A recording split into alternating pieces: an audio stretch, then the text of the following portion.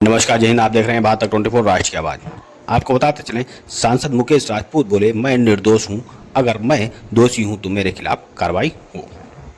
जनपद फरक्का से इस वक्त की बड़ी खबर निकलकर सामने आ रही है। आपको बताते चलें, सांसद मुकेश राजपूत ने प्रेस वार्ता कर सफाई देते हुए मीडिया को बताया कि मैं निर्दोष हूँ, अगर मैं दोषी हूँ तो मेरे खिलाफ कार्रवाई की जाए। मुकेश राजपूत ने सहारनपुर मंडी स्थित भतीजे राहुल राजपूत के आवास पर मीडिया से वार्ता करते हुए सांसद ने बताया कि न्यू मॉडर्न हॉस्पिटल के मालिक, ग्राम पंचायत सरैया के प्रधान सौरभ चौहान एवं पुलिस ने मेरे खिलाफ षड्यंत्र रचा है।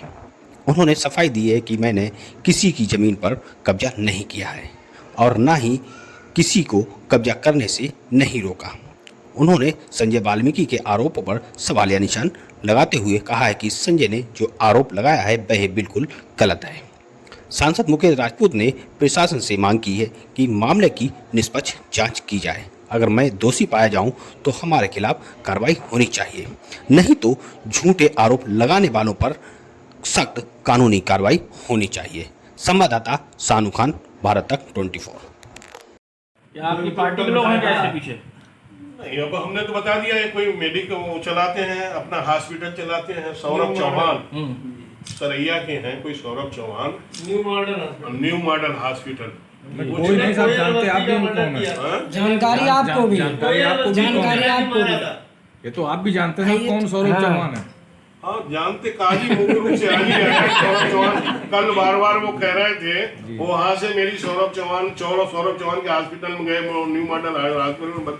जब कोई पॉइजन खाएगा तो सौरभ चौहान के ही हॉस्पिटल में क्यों जाएगा? सौरभ चौहान के यहाँ ये नौकरी करते हैं, सौरभ चौहान के गांव में ही वो सफाई कर्मचारी की काम करती है, तो वहीं सौरभ गंगाधर शक्तिमान एक ही है क्या?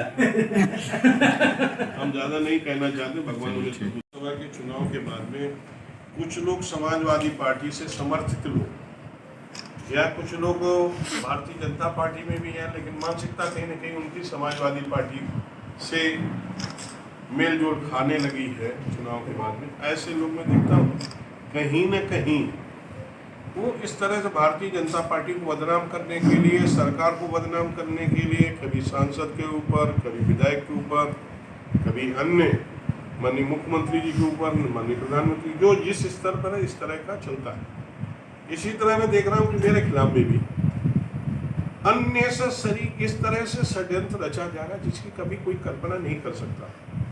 मैं 10 साल तक जिला पंचायत अध्यक्ष रहा, आप लोग वाकिफ हैं, और 11वां साल सांसदी का है।